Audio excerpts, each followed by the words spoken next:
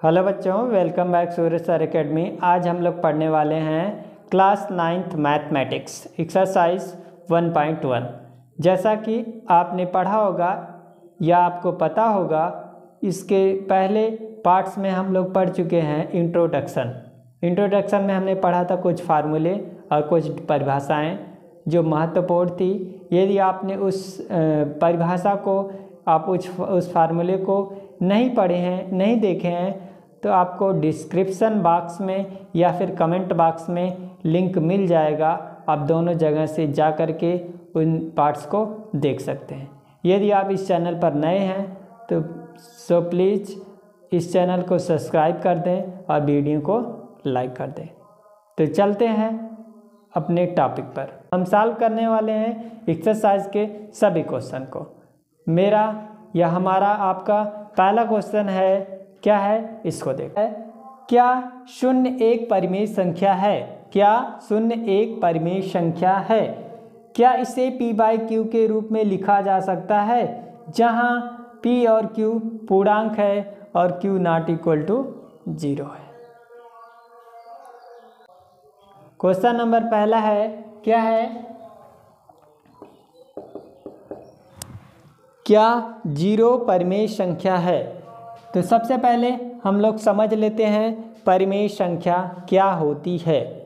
परिमेय संख्या क्या होती है, इसकी डिफिनीशन सबसे पहले समझ लेते हैं। तो परिमेय संख्या क्या होती है? वह नंबर जो p/q के रूप में दिया गया हो और जहां पर q नॉट इक्वल टू 0 होना चाहिए या फिर होगा।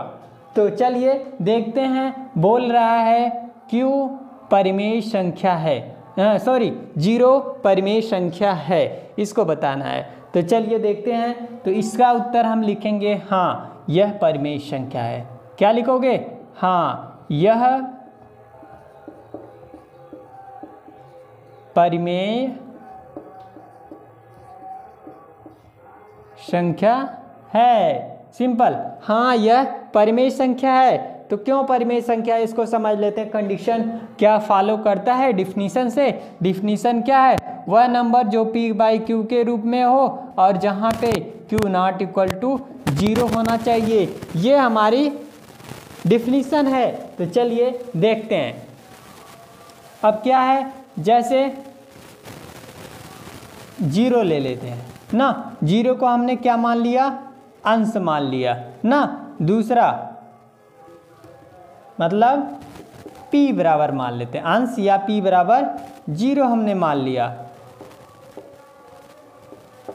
और q इक्वल टू क्या लिख सकते हैं हम? 1 2 3 4 5, ऐसे ही मेनी नंबर्स, बहुत सारे नंबर को हम बना सकते हैं, लिख सकते हैं। तो चलिए देखते हैं। कोई नंबर लिख सकते हैं जैसे 1 0/1, 0/2, 0/3। तो ऐसे ही आप जितने नंबर चाहो लिखना लिख सकते हैं। तो इसलिए हम क्या बोलेंगे? 0 क्या है? परिमेय संख्या है। बात समझ में आई? 0 परिमेय संख्या है। क्यों 0 परिमेय संख्या है?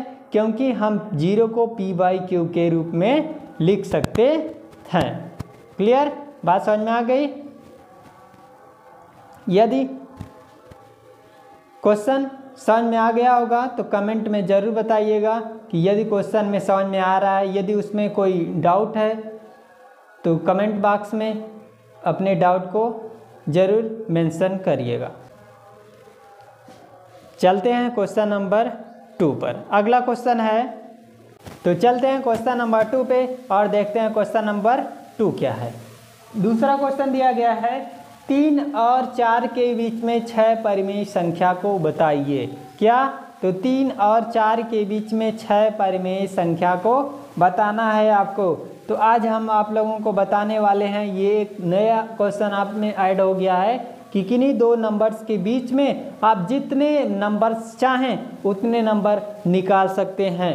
तो चलिए पहले इस बात को समझ लेते हैं। यदि आपको बोला जाए 4 संख्या या 5 संख्या या जितनी संख्याएं पूछी जाए किन्हीं दो नंबरों के बीच में, तो जितना संख्या पूछा जाए उसमें हम 1 ऐड करके अंश में और हर में गुणा कर देते हैं। यदि हमसे कोई पूछता है क्या कि दो संख्या निकालो, तो हम किससे गुणा करेंगे? n+1, मतलब 2 में 1 जोड़ के बता देंगे। 3 पूछेगा तो मतलब सेम यही फार्मूला अप्लाई करने वाले हैं सब पे। कैसे? यहाँ पे लिखते हैं इसको। 2 पूछा तो 2+1 बराबर 3 से अंश में भी गुणा हर में भी, और 3 पूछा तो 3+1 मतलब 4 से अंश में भी और हर में भी। और इसमें कितना पूछा है? 6 पूछा है, तो 6 है तो 6 में से क्या करेंगे? इसमें 6+1, 6 पूछा है तो 6+1 बराबर 7। तो 7 से अंश में भी और हर में भी हम लोग गुणा करने वाले हैं। तो ये हमारा है क्वेश्चन नंबर 2 एक्सरसाइज 1.1 का। ठीक, चलिए देखते हैं। 3 और 4 के बीच में कितना के? 3 और 4 के बीच में कितनी संख्या बतानी है? 6। तो हमने क्या करना है? 7 से अंश में भी और हर में भी गुणा करके बताना है। कैसे करना है चलिए ध्यान दीजिएगा। जैसे 3 है, 3 के अंश में भी हमने 7 से गुणा किया और हर में भी 7 से गुणा किया। हर क्या है? 7।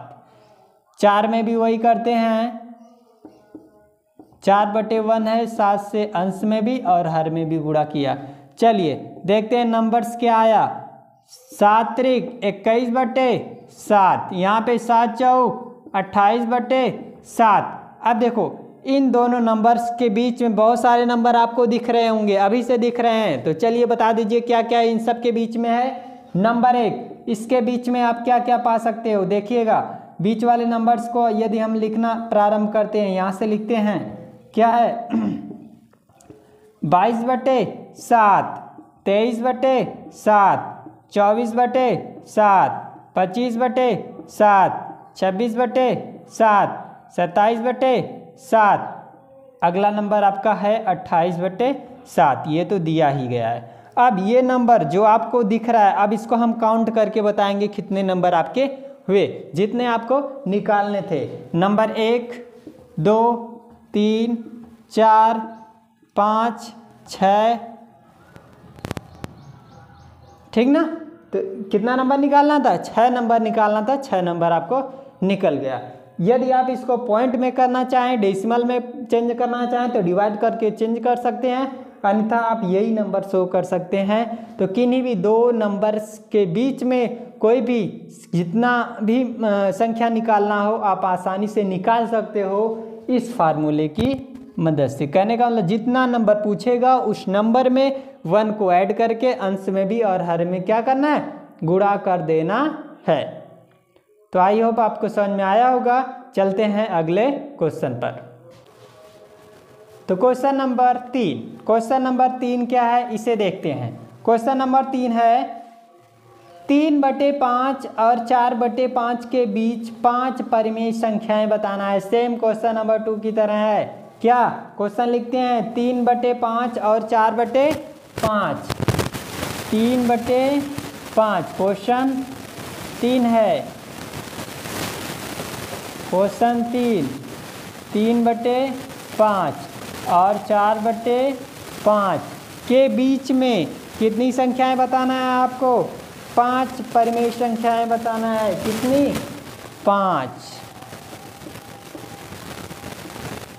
5 बताना है। सेम वही प्रोसेस, वही फार्मूला अप्लाई करने वाले हैं हम। क्या करेंगे बोलिए? 5 बोला है, n+1 मतलब 6 से गुणा, अंश में भी और हर में भी। जितना नंबर पूछेगा उसमें 1 प्लस करके। 5 पूछेगा तो 6 से गुणा, 7 पूछेगा तो 8 से गुणा करने वाले हैं। तो चलिए देखते हैं। 5 पूछा है तो हम क्या करेंगे? 3/5 गुणे 6/6 और इसमें भी वही करेंगे। क्या? 4/5 गुणे 6/6। चलिए गुणा कर दीजिए। क्या आया? 3 छक 18/6 पंचे 30, 6 चौक 24/30। अब देखिए इन सब के बीच में क्या क्या नंबर आता है, कौन कौन लिखते हैं उसको।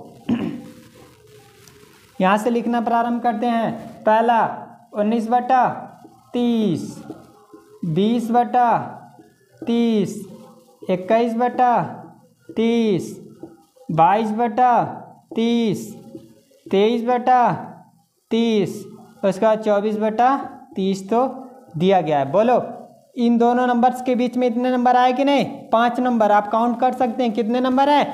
5 नंबर है। ये रहा आपका क्वेश्चन नंबर 3 का सॉल्यूशन। ठीक है, बेसिकली क्वेश्चन को यदि आप समझ करके सॉल्व करेंगे तो वो आपके लिए बहुत ही बेनिफिट होगा। कहने का मतलब आप कोई भी क्वेश्चन आसानी से समझ सकते हैं। ज़्यादातर लोग क्या होता है कि क्वेश्चन को ही नहीं समझ पाते हैं, तो कहने का मतलब यदि हम क्वेश्चन को ही समझ लें तो हमारा सॉल्यूशन आसान हो जाएगा।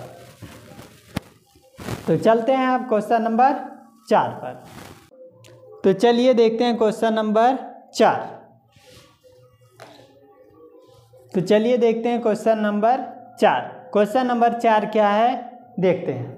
क्वेश्चन नंबर 4 है, दिए गए कथन सत्य हैं या असत्य बताना है, कारण के साथ उत्तर बताना है ना। कारण भी देना है कि क्यों ये सत्य है और क्यों ये असत्य है।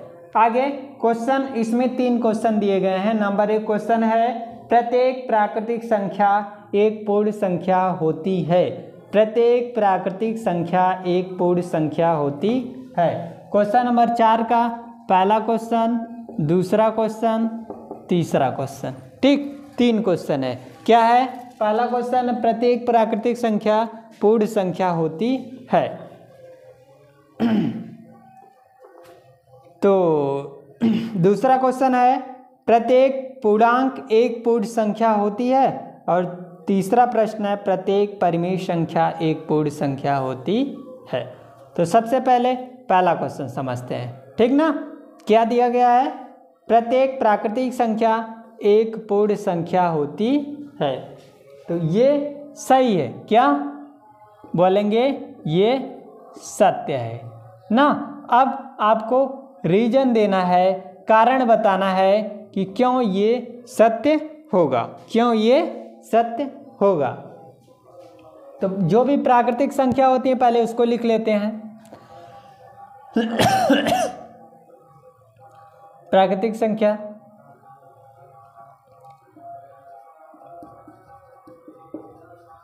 प्राकृतिक संख्या क्या होती है बोलो?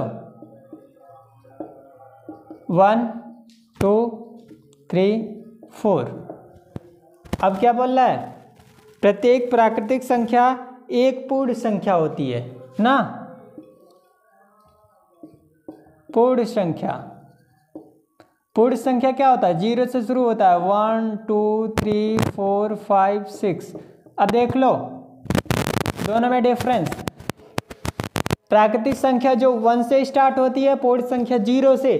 तो जितने भी प्राकृतिक संख्याएं हैं वो पूर्ण संख्याएं में हैं कि नहीं? है ना। तो यही रीजन है। कहने का मतलब सभी प्राकृतिक संख्याएं पूर्ण संख्याएं हो सकती हैं। लेकिन अगर ऐसा पूछ दे क्या पूर्ण संख्याएं प्राकृतिक संख्याएं हो सकती हैं, तो हो सकती हैं? नहीं हो सकती। सब तो आएंगे लेकिन 0 नहीं आएगा। चलिए अब देखते हैं क्वेश्चन नंबर 2। क्वेश्चन नंबर 2 इसमें क्या दिया गया है? क्वेश्चन नंबर 2 है, प्रत्येक पूर्णांक एक पूर्ण संख्या होती है। प्रत्येक पूर्णांक एक पूर्ण संख्या होती है। ये देख लीजिए, प्रत्येक पूर्णांक, तो इसको हम बोलेंगे असत्य। असत्य क्या है? तो पहले पूर्णांक लिखते हैं ना। क्या लिखते हैं? पूर्णांक। क्वेश्चन नंबर 2 है तो पहले हमने क्या किया? पूर्णांक लिख लिया। पूर्णांक क्या होता है? जो 0 -3 -2 -1, उसके बाद 0 -1 -2 -3 डट डट डट ऐसे चलता चला जाएगा। इधर प्लस में इधर माइनस में। अब अगला है क्या? कौन सी संख्या होती है? पूर्ण संख्या। तो पूर्ण संख्या क्या होता है? यहाँ से मैच करो। देखो क्या प्रत्येक पूर्णांक पूर्ण संख्या हो सकता है? नहीं, नहीं हो सकता ना, बिल्कुल नहीं। क्यों? 0 से लेकर के प्लस वाले नंबर तो पूर्ण संख्या आ जाएंगे, लेकिन यहाँ पे जो माइनस वाले नंबर दिए गए हैं पीछे की तरफ, वो नंबर्स नहीं आने वाले हैं। तो इसलिए हम कहेंगे कि जो प्रत्येक नंबर होते हैं, मतलब प्रत्येक पूर्णांक जो होता है पूर्ण संख्या नहीं हो सकता है। रीजन समझ में आया क्यों नहीं? धनात्मक हो जाएगा, पॉजिटिव वाले नंबर हो जाएंगे, निगेटिव वाले नहीं होंगे, क्योंकि पूर्ण संख्या 0 से स्टार्ट होती है। तीसरा क्वेश्चन है, ये भी आपका क्या है? असत्य है। प्रत्येक परिमेय संख्या एक पूर्ण संख्या होती है। प्रत्येक पूर्ण संख्या एक परिमेय संख्या होती है। अब देखो, पूर्ण संख्या तो यहाँ पे दिया गया है, अब परिमेय संख्या क्या होता है? परिमेय संख्या ना। अब देखो, तो ये जो परिमेय संख्या है, सभी परिमेय संख्या पूर्ण संख्या नहीं हो सकती। कैसे? जैसे ये आपको जैसे दिया गया है, ये एक परिमेय संख्या है ना, 4/5 ये परिमेय संख्या है, तो इसको डिवाइड करोगे तो जो नंबर आपको 0.5 मिलेगा, या फिर इसको डिवाइड करोगे 0.8 मिलेगा। तो ये जो पॉइंट्स में नंबर आ रहे हैं, तो ये कभी पूर्ण संख्या हैं नहीं हैं। तो कहने का मतलब सभी जो परिमेय संख्याएं होती हैं वह पूर्ण संख्या नहीं हो सकती हैं। समझ में आई बात? जैसे कुछ नंबर ऐसे हैं जो हो सकते हैं पूर्ण संख्या, जैसे यदि 4/2 ले लें तो ये हम डिवाइड करेंगे तो 2 आ जाएगा ना, तो ये क्या हो जाएगा? ये पूर्ण संख्या हो जाएगा। लेकिन प्रत्येक को नहीं बोल सकते हैं, सभी को नहीं बोल सकते हैं। तो मेरी बात आपको समझ में आई होगी। यदि ये वीडियो आपको पसंद आया, यदि आपको मेरी बातें समझ में आई, तो प्लीज़ चैनल को सब्सक्राइब करें और वीडियो को ज़्यादा से ज़्यादा शेयर करें। तो मिलते हैं अगले वीडियो में, तब तक के लिए take care, thank you for watching.